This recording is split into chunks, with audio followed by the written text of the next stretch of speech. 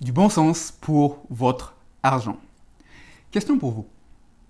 À quoi sert l'argent entre les mains d'un insensé? Bonjour, je suis Cédric Zongo et d'entrée de jeu, je voudrais vous avertir que la vidéo d'aujourd'hui pourrait vous perturber parce qu'elle risque de vous confronter à vous-même. Cependant, je pense qu'il s'agit d'une des vidéos qui pourrait le plus vous aider tant personnellement que financièrement. Et aujourd'hui, je vais voir avec vous, pourquoi il se peut que vos problèmes de dette ou vos problèmes d'épargne ne soient pas en réalité des problèmes d'argent. Il se peut que ce ne soit pas en réalité des problèmes d'argent. Et qu'est-ce que vous pouvez faire si tel est le cas? L'auteur des Proverbes disait que à quoi sert l'argent entre les mains d'un insensé? À acheter la sagesse? Mais il n'a point de sens.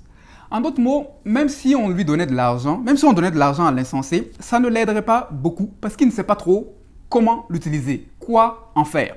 Et si vous croyez donc que vos problèmes d'argent, si vous pensez que plus d'argent vous aidera automatiquement à pouvoir vous libérer des dettes, à pouvoir mieux épargner, eh bien, laissez-moi vous dire que plus d'argent, sans le bon sens pour savoir gérer cet argent, ne vous rapportera pas nécessairement une vie meilleure, une vie financièrement plus épanouie. Et je n'ai rien contre le fait de gagner plus d'argent. Je vous encourage à gagner le plus d'argent que vous pouvez parce que c'est une manifestation de votre plein potentiel. Cependant, sachez que gagner plus d'argent que vous n'avez pas la capacité, le bon sens pour savoir gérer ne vous apportera pas nécessairement plus. Vous risquez de repartir très vite au même point de départ, sous la même pression. Et si vous vous en doutez, laissez-moi vous poser une question. Regardez à votre vie. Pouvez-vous dire honnêtement que sur tout le long de votre vie, il n'y a pas eu un moment où vous avez eu quand même de l'argent de manière décente, vous avez eu assez d'argent de manière décente? Regardez, c'est vrai que probablement que il n'y a pas, toutes les périodes n'ont pas été roses, mais regardez pour voir est-ce que, si vous regardez à votre vie, vous pouvez affirmer avec certitude que durant votre vie, vous n'avez pas eu suffisamment d'argent à un moment donné. Si vous êtes comme la plupart des personnes que je rencontre, la réponse sera probablement oui, que vous avez eu il y a eu un moment donné dans votre vie où vous avez eu quand même assez d'argent, même si les choses ont parfois varié. Cependant, peut-être qu'aujourd'hui, vous regardez à des gens qui gagnent moins que vous et qui semblent peut-être mieux s'en sortir, être peut-être un peu plus autonomes. Si vous voulez encore aller plus loin, regardez à des gens peut-être que vous aidez, à qui vous envoyez régulièrement de l'argent. Est-ce que depuis ce temps, ils se sont pour autant développés? Peut-être que la réponse serait non. C'est parce que si l'argent seul réglait les problèmes, ces gens-là seraient développés depuis bien longtemps. Mais malheureusement, l'argent seul ne suffit pas. L'argent est une bonne chose, mais on a besoin de bon sens pour que l'argent puisse nous profiter. Et c'est important pour vous de savoir qu'aucun million ou aucun milliard ne saura compenser la folie. Aucun million ou aucun milliard qu'on vous donnera ne saura compenser la folie. Sans le bon sens, l'argent vous sert de peu. Et pourquoi est-ce que c'est important de savoir? Pourquoi est-ce que c'est important de comprendre que sans le bon sens, l'argent vous sert très peu? Très simplement parce que le bon sens, par définition, c'est un peu votre capacité à savoir juger, à avoir un jugement aiguisé et pratique pour pouvoir mener une situation. Et le contraire d'avoir du bon sens, c'est d'être insensé. Et au passage, ce n'est pas une insulte, parce que être insensé ne signifie pas que vous n'êtes pas éduqué sur le point de vue académique. Il y a une différence entre l'instruction et avoir du bon sens. Vous pouvez avoir un PhD, mais quand même manquer de bon sens dans la vie ou dans certains domaines de la vie. Et chacun d'entre nous, que ce soit vous et moi, on a tous des domaines un peu de folie où on a besoin de nous assagir un peu plus. Parce qu'il y a une différence entre l'instruction et la sagesse. Prenez un exemple. Pourquoi est-ce que vous allez rencontrer des personnes qui n'ont pas nécessairement fait des grandes études, mais qui semblent s'en sortir financièrement? elles n'ont pas nécessairement fait de grandes études académiques, mais lorsqu'elles font un bénéfice, elles comprennent que je ne peux pas consommer tout le bénéfice. Ou lorsqu'elles reçoivent un salaire, elles comprennent qu'il faut que je mette une portion de côté pour l'avenir. Mais peut-être que vous avez un très très grand diplôme universitaire, mais quand l'argent rentre, il est sorti aussi vite qu'il est rentré. Ce n'est pas un problème d'argent, c'est une question de bon sens. Alors, plus tard, je vais vous dire en fait comment développer ce bon sens-là. Mais c'est important pour vous d'entrer de jeu de savoir que sans le bon sens, c'est difficile de réussir financièrement parce qu'on ne sait pas comment utiliser l'argent à des fins profitables. Le bon sens est ce qui vous permet de savoir comment utiliser votre argent à des fins profitables. Mais par contre, quand on n'a pas le bon sens, qu'est-ce qu'on fait? On sait utiliser l'argent, mais on sait plutôt le mettre dans des futilités. On sait le dilapider. Par exemple, on sait comment acheter une tenue de soirée à 400 $, mais on ne sait pas comment mettre 100 $ à chaque mois pour son épargne pour la retraite. Parce que quand on manque de bon sens, on confond sa gauche de sa droite. On ne sait plus discerner qu'est-ce qui est une bonne utilisation et qu'est-ce qui n'est pas une bonne utilisation. On dilapide et on est très fort là-dedans. Et quand je parle de futilité, je ne suis pas en train de vous dire de ne pas vous faire plaisir. Ce n'est pas du tout ce que je suis en train de vous dire. Profitez, amusez-vous, achetez-vous des choses luxueuses si vous voulez, des voyages, etc. Mais il y a une différence entre le faire parce que vous avez les moyens et le faire avec l'argent des autres, en l'occurrence le crédit de la banque. Il y a une différence entre vous offrir votre voyage de rêve parce que vous avez épargné pour cela et parce que vous avez pu combler les différentes rubriques de votre budget versus aller vers votre voyage de rêve, mettre vos photos sur Facebook et pourtant vous ne savez pas comment est-ce que vous allez payer les frais de scolarité de votre enfant dans 3 mois ou même comment vous allez payer votre loyer.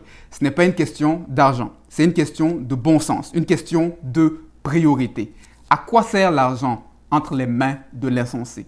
À acheter la sagesse, mais il n'a point de sens, dit l'auteur des Proverbes. Mais la bonne nouvelle, c'est que nous pouvons, vous et moi, acquérir du bon sens. Et comment est-ce qu'on le fait? Je ne vais pas être exhaustif, mais je vais vous donner quelques éléments, à peu près 5 éléments, pour vous aider à pouvoir développer du bon sens.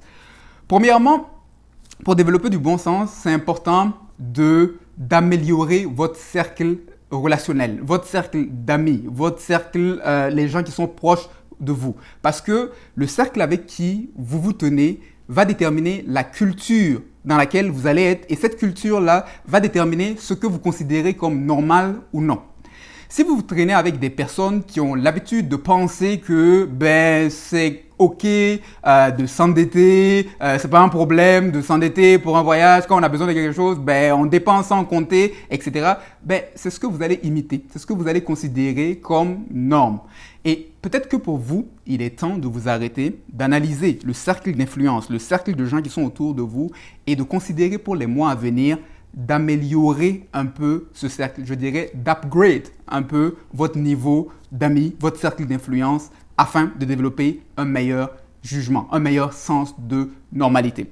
Donc la première des choses, c'est de penser à réévaluer votre cercle.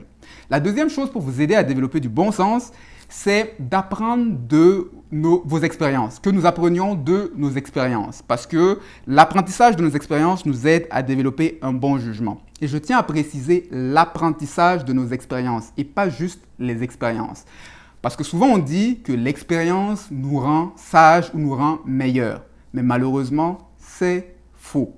Vous allez trouver des gens qui sont âgés mais qui manquent de sens, qui sont très insensés. Parce que tant que vous n'apprenez pas de vos expériences, vous êtes juste une personne qui traversait la vie, qui traversait des expériences sans avoir de boussole.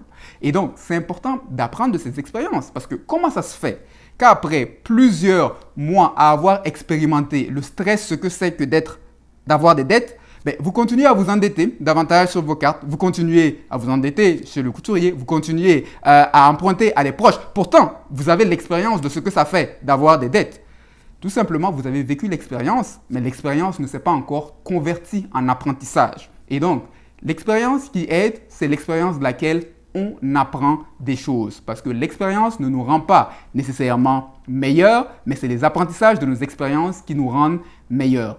Et l'une des pratiques que j'ai eu à apprendre et à développer, c'est d'avoir un journal où je note mes expériences, qu'elles soient bonnes ou qu'elles soient moins bonnes, parce que tout comme vous, j'ai aussi mes actes manqués desquels j'ai besoin d'apprendre. Et donc, c'est de s'asseoir, de noter ces expériences, bonnes comme moins bonnes, et de voir qu'est-ce que je tire comme leçon, et de régulièrement revisiter ces leçons-là pour aider à s'améliorer. Premièrement, on a besoin d'évaluer son cercle. Deuxièmement, on a besoin d'apprendre de ces expériences, d'être intentionnel dans l'apprentissage de ces expériences, pas juste faire des expériences. Troisièmement, c'est important de lire, d'avoir une routine de lecture, parce que les livres contiennent des trésors sur les apprentissages, sur des expériences de gens avant vous. Et la lecture vous aide à aiguiser votre jugement. Et soit dit en passant, les études ont démontré que les personnes qui ont été capables d'accumuler une fortune équivalente au moins à 1 million de dollars, les millionnaires en dollars américains, sont des gens par essence qui lisent. Et donc, si vous voulez développer du bon sens pour votre argent, il vous faudra intégrer une certaine routine de lecture parce qu'elle vous permet d'acquérir de la sagesse, des trésors de gens avant vous. Et souvent, on me pose la question à savoir quel livre peut être un bon point de départ.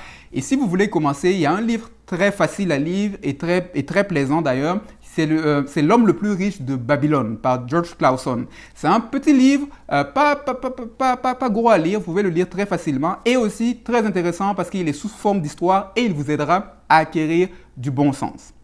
La quatrième chose pour vous aider à développer du bon sens, pour vous aider à développer du bon sens, c'est du mentorat, de l'accompagnement, de la formation, parce qu'une fois de plus, l'apprentissage vous aide à développer du bon sens. Mais je tiens à préciser que ce n'est pas n'importe quelle forme d'apprentissage qui va vous aider dans ce sens, mais c'est des apprentissages qui sont assez concrets, assez pratiques. Et en matière d'argent, vous avez besoin d'apprendre certaines choses. Et la bonne nouvelle, si vous êtes à la recherche de solutions, que vous êtes fatigué de continuer ainsi, la bonne nouvelle pour vous, c'est que j'ai mis sur pied un programme d'accompagnement du nom de Cardiofinance que vous pourrez trouver sur mon site cedriczongo.com. Et dans ce programme-là, je vais vous accompagner à pouvoir développer de meilleurs réflexes pour votre argent. Et en passant, ce n'est pas de la théorie, des choses théoriques qui n'ont pas d'application concrète, mais c'est des apprentissages concrets. Vous dire concrètement, quand votre argent tombe dans votre compte bancaire, qu'est-ce que vous devez faire à chaque mois, à chaque semaine pour être capable d'atteindre votre objectif, que ce soit un objectif d'épargne, un objectif de remboursement de dette, un objectif d'acquisition de maison ou d'autres autres objectifs que vous avez. Et donc, vous avez besoin d'apprendre, de vous faire accompagner. Il y a Cardiofinance, il y a différentes formations sur le marché que je vous laisserai évaluer, mais vous avez besoin de savoir que le bon sens pour votre argent ne vient pas gratuitement. Il faut l'acquérir. Le proverbe dit que l'insensé n'a malheureusement pas le bon sens pour acheter la sagesse, pour acquérir la sagesse, parce que la sagesse, ça coûte quelque chose, ça s'acquiert. Ça ne tombe pas comme ça s'acquiert. Et il faut payer quelque chose pour acquérir de la sagesse, pour acquérir du bon sens. Et il y a parfois des coûts en erreur qu'on fait, il y a parfois du coût en termes de temps, mais il y a aussi parfois du coût financier. Et c'est important pour vous de savoir que personne ne monte la montagne du bon sens avec un ascenseur. Il faut encore monter des marches. Il y a de l'effort à faire. Mais le problème avec la personne qui manque de sens, ce n'est pas qu'elle n'a pas l'argent, mais c'est qu'elle ne sait pas discerner entre ce qui lui sera bénéfique à long terme et ce qui ne lui sera pas. Et donc, le fait de comprendre que l'on doit payer pour se développer à un moment donné de sa vie est déjà en soi un éveil. Si vous êtes arrivé à ce point, vous êtes déjà dans une grande avancée parce que vous avez compris que la sagesse coûte, elle s'acquiert et que le gratuit a ses limites. Et donc, je vous invite à rechercher plus de bon sens pour votre argent parce que l'argent sans le bon sens est très peu profitable. À quoi sert l'argent entre les mains d'un insensé? À acheter la sagesse, mais il n'a point de sens. C'était Cédric et je vous invite à partager la vidéo autour de vous, à vos collègues et à vous abonner également à ma chaîne YouTube pour de prochaines ressources. À la prochaine et passez une agréable journée et développez du sens pour votre argent.